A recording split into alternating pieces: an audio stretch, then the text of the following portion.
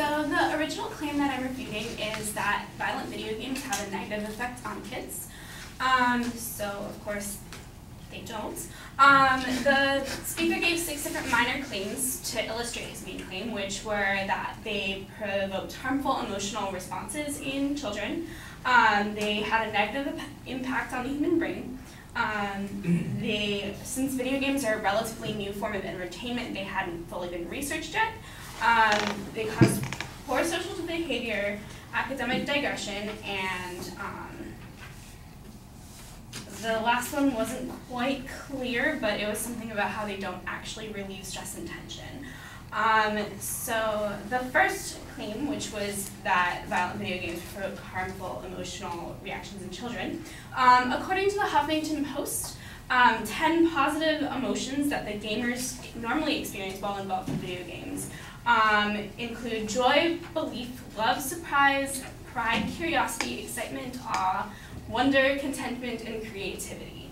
So those are all definitely positive responses. As far as emotional reactions, they are not all negative. Scientific research.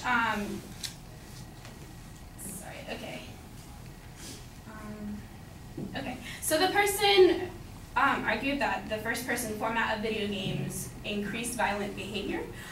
This isn't necessarily true. According to, I believe it was the New York Times, they've been studying video games since the 1980s, and they have proven that while there are short-term reactions in children, there is no proof that there are any long-term reactions. So there's no proof that while a child who may have an angry reaction to a video game once will actually end up in jail later. So the speaker did say that since video games are a very new form of entertainment, not all the side effects have been researched. This is actually false. According to the New York Times, scientists have actually been studying and debating the effects of violent video games on behavior since the 1980s. So no long-term changes in violent behavior have been proven. As far as poor social behavior, according to the Ledger, video games actually teach children with Asperger's, which is of course a social disorder, to focus more, problem-solving skills, and to plan ahead. So it actually helps out children with social disorders, which would of course promote social behavior. There's also the fact that video games are normally used as a social medium of entertainment. So they are like essentially making friends both online and in real life, etc. As far as academic digression, there has been proven that there is a higher success in collective intelligence.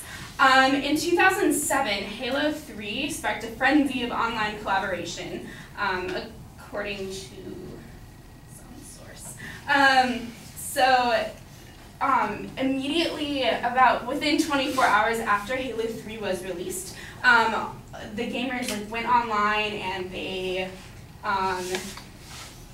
collectively added to forums and communities online to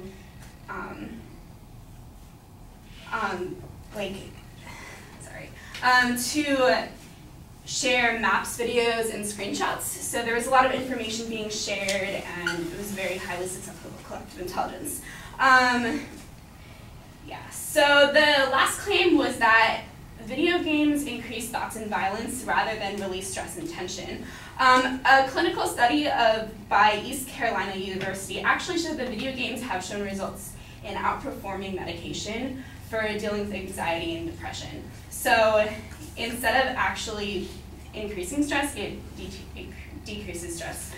There was also no source for that claim, so we don't actually know the implications of children staring at glowing screens, but as far as the actual content of the video games, it's not actually negative for children.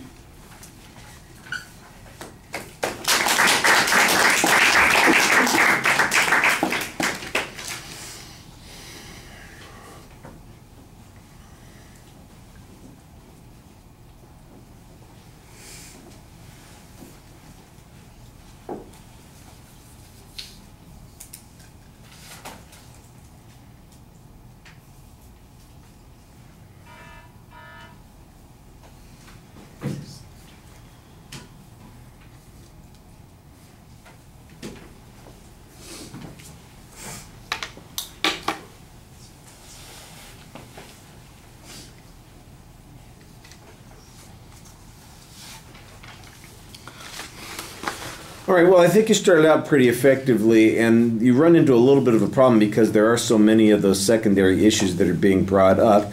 You list them quickly, which is fine. I thought you got through that pretty quickly, although you kind of disengaged from us a little bit. Once you get to the first point, you label it. That was the last time I heard any numerical signposting in the speech, and arguments then kind of ran together. If you're listening carefully, you'll probably be able to pick out where the new arguments or new issues come up, but I think that should be a lot clearer, and that you ought to stick to the numerical signposting on those particular points.